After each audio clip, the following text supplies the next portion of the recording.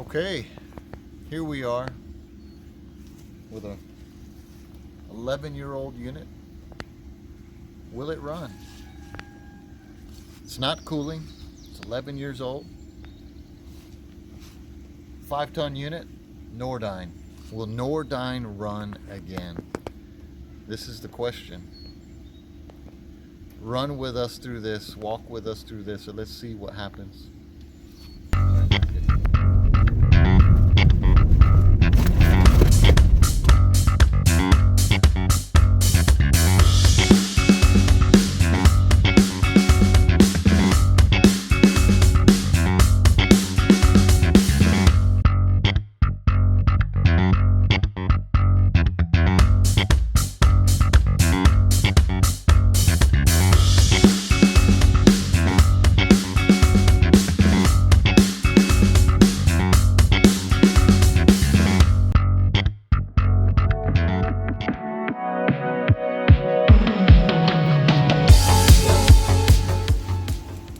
Compressor kicked on, but it short cycled right away, cut off.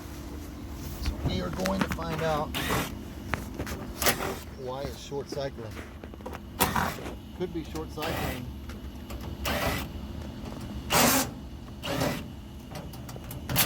because it's low on refrigerant, or it could be short cycling for another reason. And on this particular unit, I don't know where the service ports are for the gauges. This is a package unit, so it's got the heating and cooling all together, inside and outside. Okay, there we are, right there. So, one in here.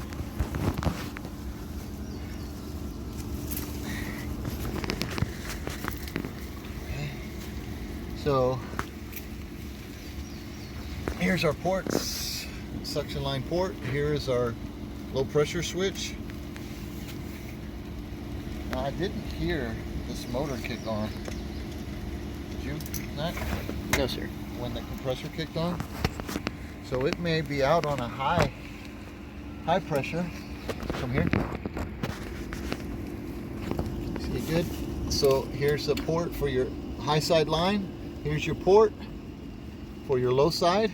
We have a pressure switch on the high, and we have a pressure switch on the low. So it could be going out on high head pressure and cutting out from this one, and low for this one. So what we want to do is we want to see what that is. We're going to go get the gauges, and we're going to kick them on. We're going to hook them up and then see what this thing is doing. So come along as we figure out this issue. Okay, so that's awesome. So what we're going to do now is, actually we're going to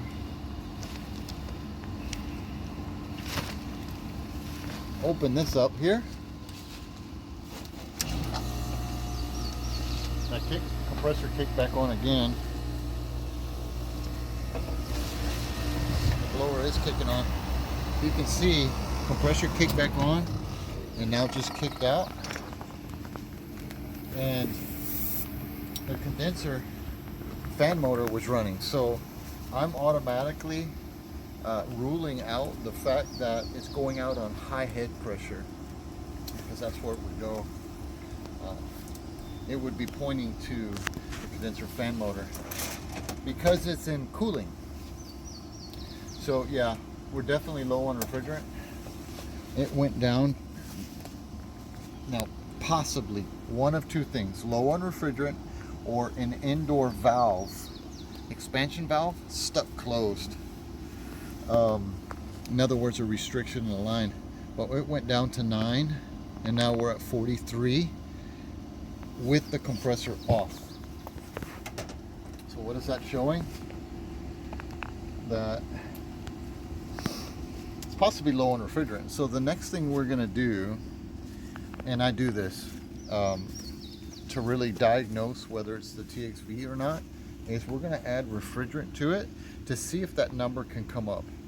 Now, if it's a complete restriction in the TXV, at the indoor coil, the valve is closed, that refrigerant can't go through, right? So as I add refrigerant, the head pressure is going to start rising, and the low pressure, which is, let me show you, which is this one right here, the blue. This one here, this number is going to stay about the same. It's going to pump down to 0. So we're going to go ahead and connect the high side also.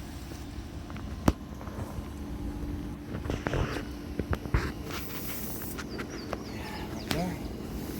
And if you look at the high side and the low side, they're both at 42. And that tells us right there, it's not a TXV problem or restriction. It is severely low on refrigerant. So let's see what refrigerant this takes. You can find this on your nomenclature.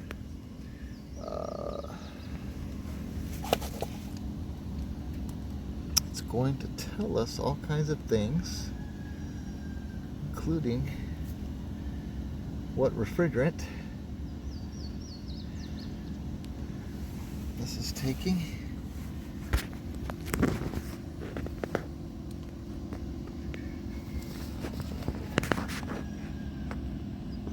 It's supposed to. Do you see the refrigerant anywhere?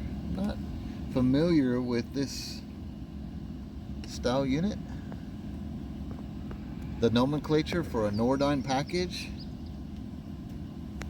But it should be on here what type of refrigerant it's using. 410A, more than likely this could be 410A. This is a 2014. So let's see. So we can look at the compressor itself. Come here. Let me show you. There it is right there. R410A. So if you can't see it on the nomenclature for some reason, I'm sure if we just sat here for an hour and read through the whole thing, it would show. Look at the compressor. The compressor dictates what refrigerant is being used through the system.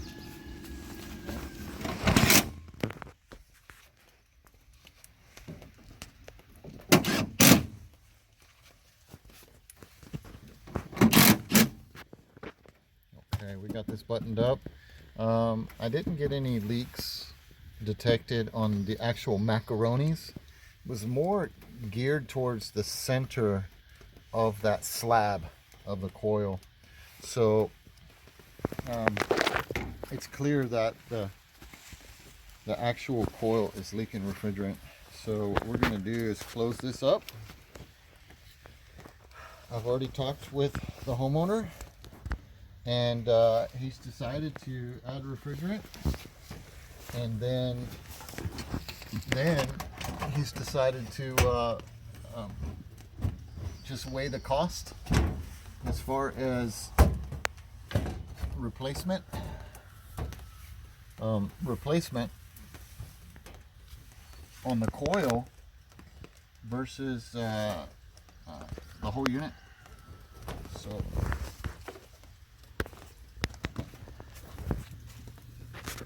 yeah, so let's do that, man. Let's kick on power right now. And let's add some refrigerant. So we've already weighed that refrigerant. There's our main disconnect. We've already weighed the refrigerant. It's at 20 pounds. So we're going to add refrigerant to it and then weigh it again. So this system here is 410A. It's the old refrigerant, and it has to go in as a liquid. So I like to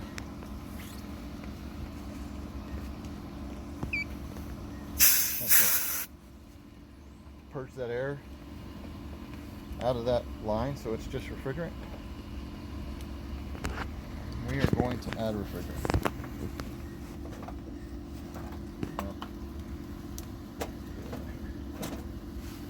add refrigerant to it. So as you can see here on my gauges, the actual pressures are 34 and 34. Very, very, very low.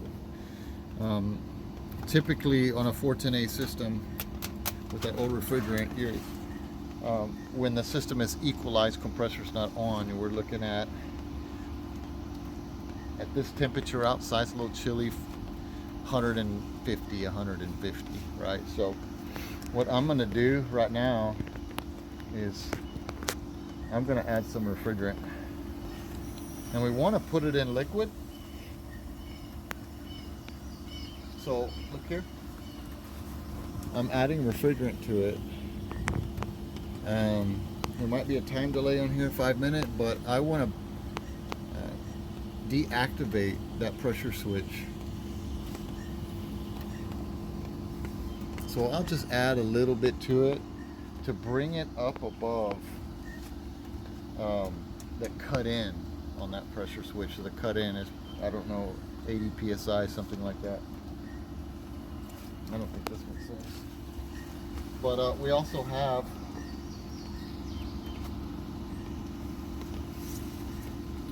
the cut in, I don't know.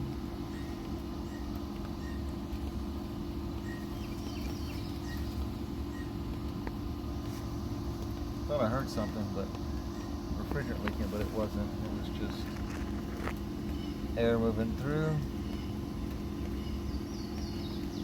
Yeah, so, yeah, oh, here it is right here. See? Let's see.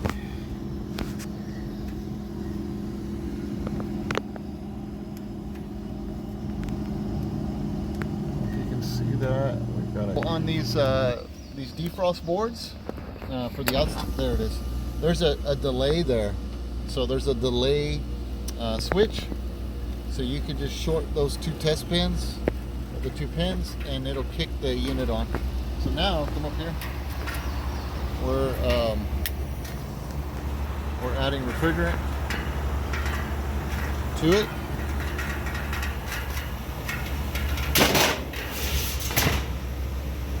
What we want to do here is we want to imitate a warm day. So it's about 60 degrees out right now, so we want to, it's actually 57 degrees. We want to imitate a warm day. So we're going to bring up that head pressure for the condensing coil as we're adding refrigerant. So take a look here. So we're adding some refrigerant. It's still going down pretty low, but so is our head pressure. I'm gonna add a little more here.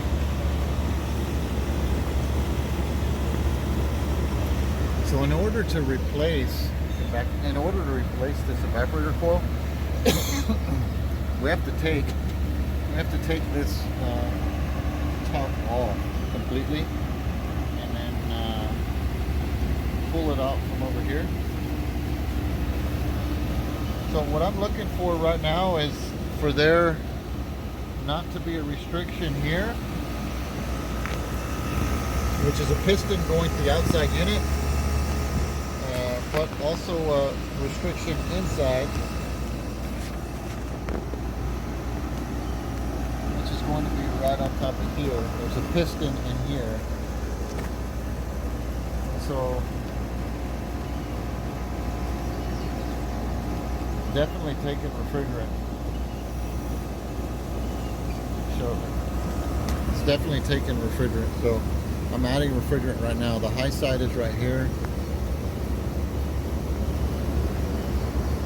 We just want to get it in the ballpark right now. So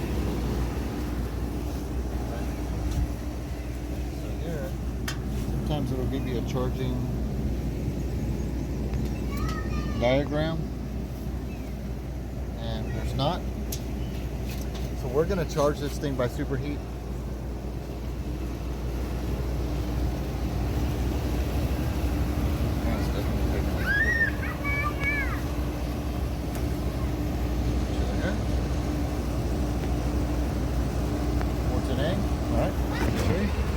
So you can see our suction line is going up. That pressure is going up. So we were at about 20, now we're 50. Our high side is 217. We're building pressure. We've got a little warm air coming out. So now we're mimicking a warm day. And you have to do this when you're charging the system, no matter what kind of system it is. And you got to be careful at the same time, because if you charge on a cold day and cooling, if it's you may overcharge it. So when it comes time for the summertime, when it's 100 degrees out, that pressure's going to be crank high, right?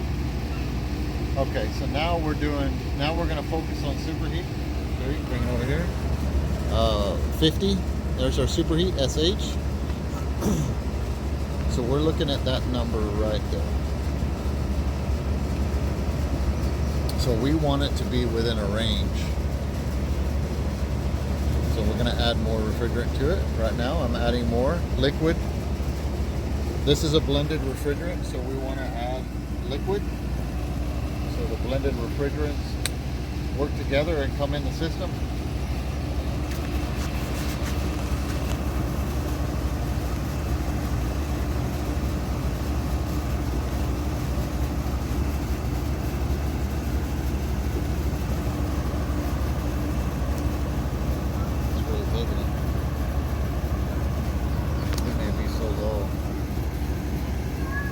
I mean, another option, it really is to maybe put a stop leak in there. So that could be another option, temporary option, something that works with that compressor. There we go. Now it's where it needs to be. We're getting close. Now we're looking at that number, the SH number. Superheat. The superheat's dropping.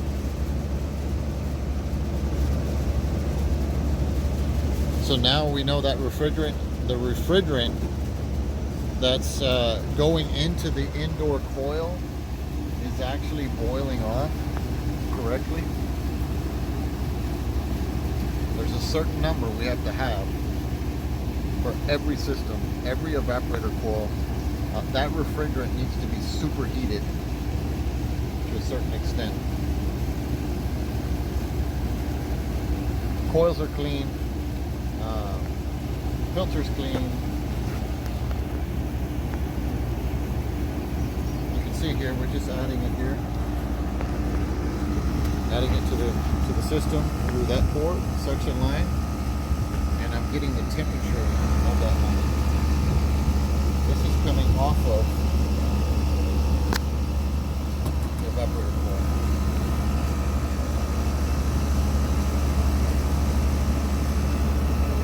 So we could actually get the temperature right off the evaporator coil and get a better superheat.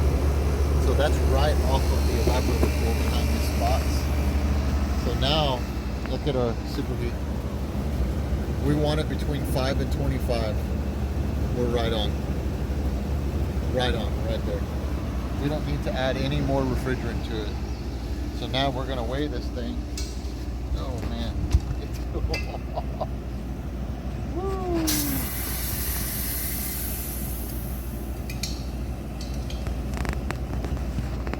That took some refrigerant, that's for sure. Man.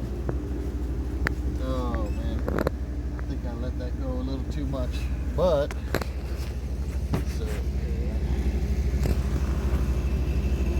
9 pounds. So that was almost completely empty. 9 pounds. Alright, so 9 pounds of refrigerant. I know some of you guys are like, what did you just do, Brian?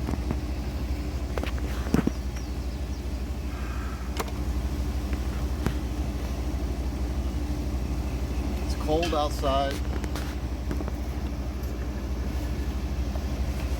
I figured a package unit wouldn't take that much. Man. Okay.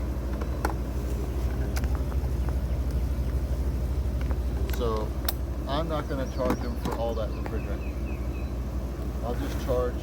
So what we would end up doing is charging for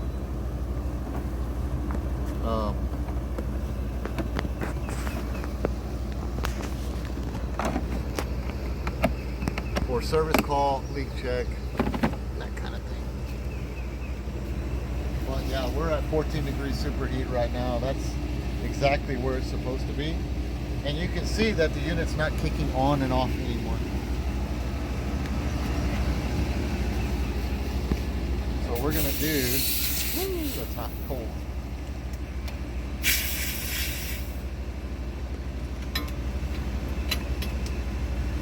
Definitely big leak in the coil. This is the first time I've ever added refrigerant here, so.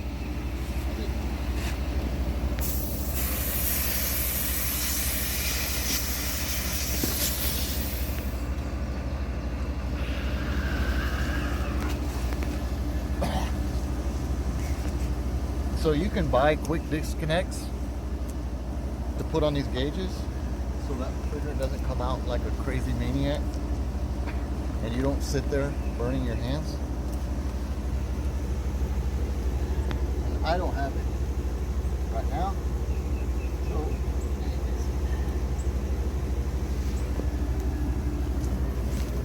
So really this is the first time I've used my new set of gauges.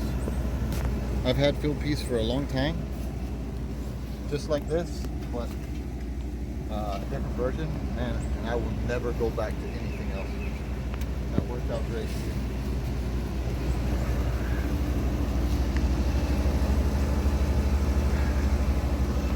And yeah, the evaporator coil has to be replaced. So there it is. Now we get to do paperwork. Okay. So, what's the verdict? Will it run? Yes, it's running right on target. Refrigerant levels right on, compressors pumping well. The condenser fan motor, the indoor fan motor, all of it's running together. Coils are clean, filters clean. It's running fantastic, but it has a massive leak at the indoor coil, and that coil has to be replaced. I picked it up with the Prowler, pretty easy. I didn't see any oil leaks anywhere that was showing me a sign of it leaking anywhere else. I ended up adding 9 pounds of refrigerant to get that thing going. And that thing holds about 12. No, not good. I should have been watching that. I should have had the pump, or I'm sorry, the 410A refrigerant on the scale weighing it as I went in. And it slipped my mind that it was taking that much. It was a little cooler outside, so I figured it wasn't going in fast, but it did. I didn't charge them for 9 pounds of refrigerant. You get it? Because that's not right. The homeowner is appreciative. We're going to make some phone calls, see what it's going to take to replace the coil in the future. And they don't have the money now, so yeah. So that's the next step. Contacting the manufacturer, finding that coil, and going from there. And yeah, then get it running. That was a lot of refrigerant. But at the same time, they've got some cooling for a little bit. Yeah, so I hope that wasn't good for you. I hope that you learned something. I know I did. I've been doing this for a very long time. I learn something all the time. I think once you stop learning, something's wrong. or either you're dead, right? And so that's the same way with life. We just learn. We never stop learning. What is the biggest way to not learn? Is to allow pride to come in. Pride to come in. I think that's very easy to do. I think that we need to be slow to speak, quick to listen. I think that we need to be open for correction and to understand that not everybody is correcting us to have control over us and to make us look dumb. I think that we need to be able to receive correction right. So leave a comment. Subscribe to this channel every Thursday. We're going to be posting something every Thursday. So subscribe to the channel, like it, share it. And let's see what's going to happen. See what God wants to do, right? Let's just roll with it. Let's become, through our conduct, just better character. And let's just become better technicians at the same time, doing air conditioning in life. Have a good week.